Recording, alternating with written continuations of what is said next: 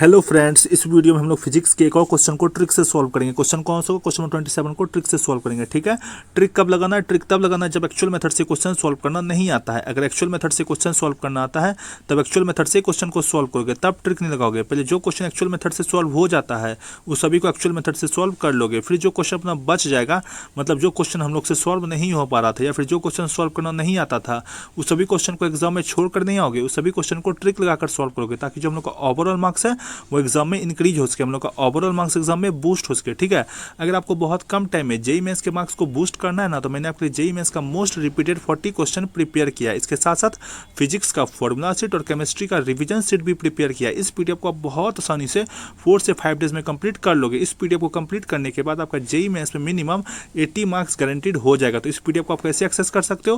तो आप मेरे कमेंट सेक्शन में जाओ, वहाँ पे मैंने सारा डिटेल्स दे रखा है कि आप पीडीएफ को कैसे एक्सेस कर पाओगे। केवल ट्रिक्स सीख कर जाओगे ना तो आपका जेईई मेंस में मार्क्स इंप्रूव नहीं हो पाएगा। ये मत सोच लेना कि केवल ट्रिक सीख लेने से आपका जेईई मेंस पे मार्क्स इंप्रूव हो जाएगा, बिल्कुल भी नहीं होगा। तो पहले क्या करना है?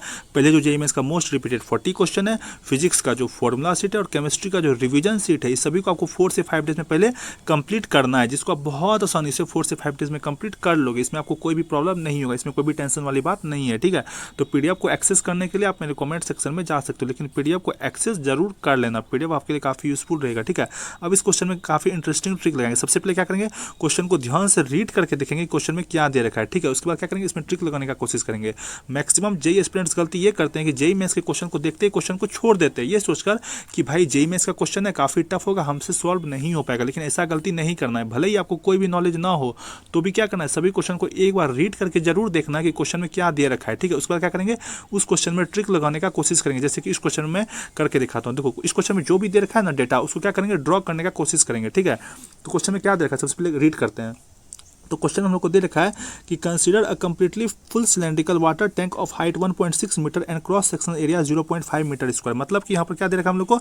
एक सिलेंड्रिकल वाटर टैंक दे रखा है। तो यहाँ पर ये अपना कोई एक सिलेंड्रिकल, यहाँ पर क्या होगा? यहाँ पर अपना कोई एक सिलेंड्रिकल वाटर टैंक दे रखा है। ठीक है, जिस सिलेंड्रिकल वाटर टैंक का अपना हाइट जो है, इस सिलेंड्रिकल वाटर टैंक का जो अपना हाइट है वो दे रखा है क्वेश्चन में 1.6 मीटर है। ठीक है, तो इस सिलेंड्रिकल का क्या कहते हैं अपना हाइट दे रखा है 1.6 मीटर, तो इसको यहाँ पर हमने क्या किया? लिख लिया। ठीक है, और क्रॉस सेक्शन एरिया दे रखा है 0.5 मीटर स्क्वायर। तो यहाँ पे क्रॉस सेक्शन एरिया क्या होगा? 0.5 मीटर स्क्वायर दे रखा है। ठीक है, आगे देखो क्वेश्चन में क्या दे रखा है। आगे क्वेश्चन में दे रखा है कि it has a small hole in its side at a height 90 centimetre from the bottom.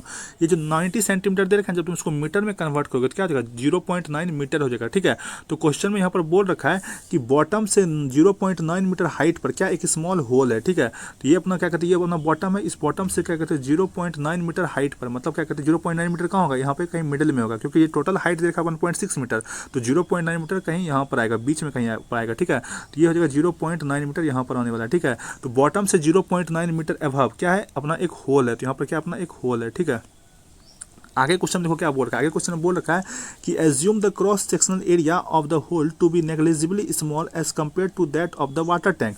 मतलब वाटर टैंक का जो क्रॉस सेक्शनल एरिया दे रखा है 0.5 मीटर स्क्वायर, उसके कंपैरिजन में जो होल का क्रॉस सेक्शनल एरिया है वो क्या? नेग्लिजिबली स्मॉल है, मतलब बहुत कम है। ठीक है, आगे क्वेश्चन में बोल रखा है कि if a load 50 kg is applied at the top surface of the water in the tank, then the velocity of the water coming out at the instant when the hole is opened.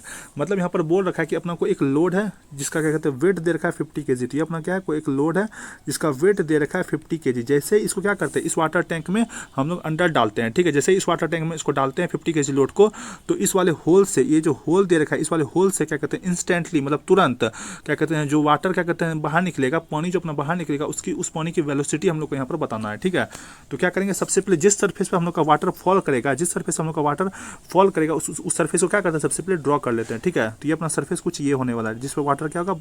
अपना fall करेगा, मतलब जिस पे पानी अपना गिरेगा। ठीक है, तो क्या करते हैं? इस पे सबसे पहले क्या करते हैं? यूनिट को प्लॉट कर लेते हैं। ठीक है, तो तुमको पता है कि ये जो डिस्टेंस है ये क्या है? 0.9 मीटर, जो कि 1 मीटर के अप्रॉक्स है।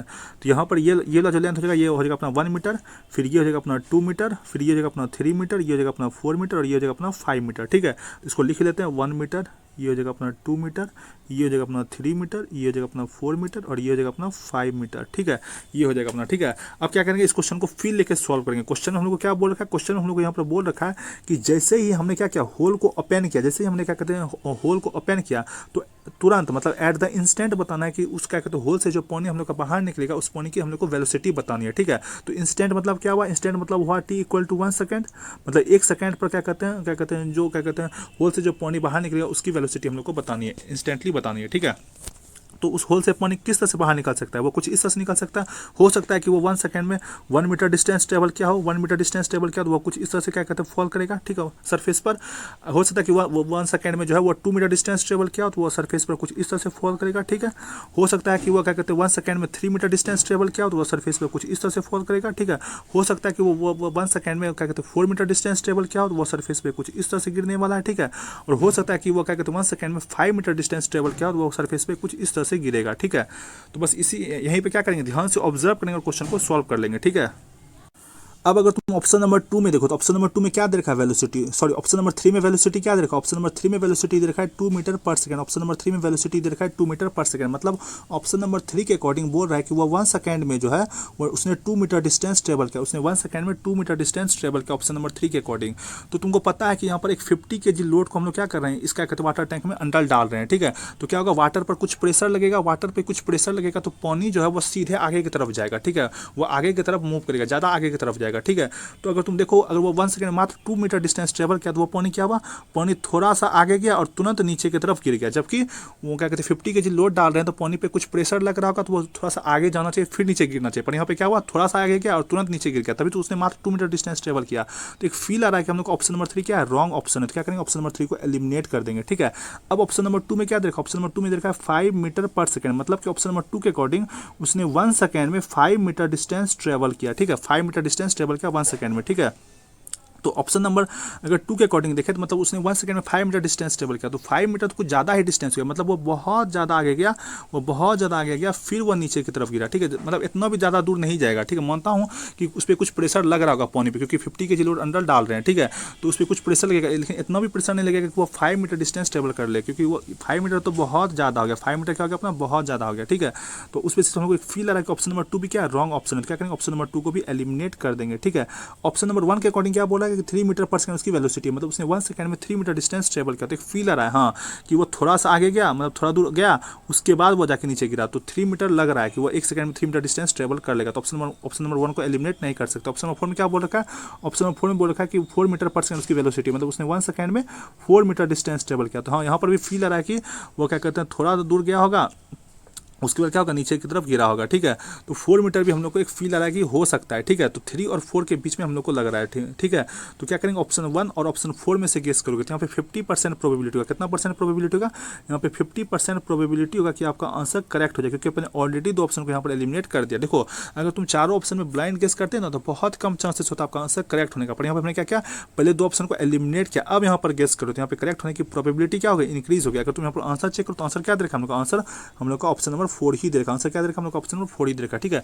तो इस क्वेश्चन को हमने एक्चुअल मेथड से सॉल्व नहीं किया, हमने क्या किया, हमने क्या कहते जो भी क्वेश्चन में सिचुएशन दे रखा था उसको ड्रॉ किया और यहाँ पे फील लेके क्वेश्चन को सॉल्व कर दिया, ठीक है। तो इसको बोलते हैं इंटेलिजेंट गेसिंग। इस तरह से पेपर को अटेम्प्ट करना है। अगर आपको वीडियो पसंद आया तो प्लीज़ वीडियो को लाइक कीजिए, चैनल को सब्सक्राइब कीजिए। Thank you.